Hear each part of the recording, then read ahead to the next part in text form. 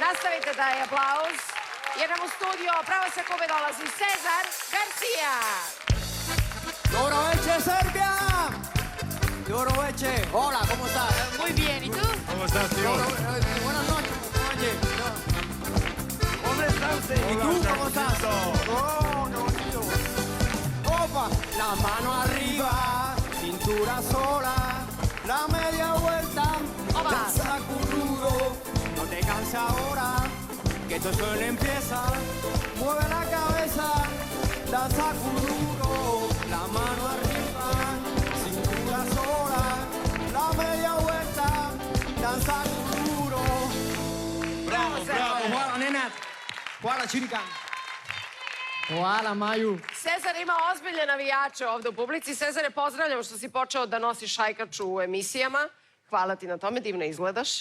Hvala. Jesi li spreman da zapevaš večeras? Uvek. Uvek. I nisam. I kad nisi, ti si spreman.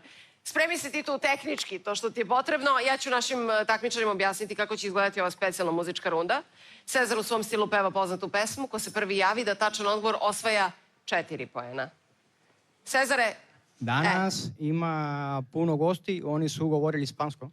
Španski? Španski. Claro. Govori španski, bravo, bravo. Bravo, Čovjek, bravo, košar. bravo. Yo hablo poco, pero comprendo muy bien. Vidi. Bravo. Opa, i ti si španjol. Spreman, Cezare? Da, Spreman. krećemo.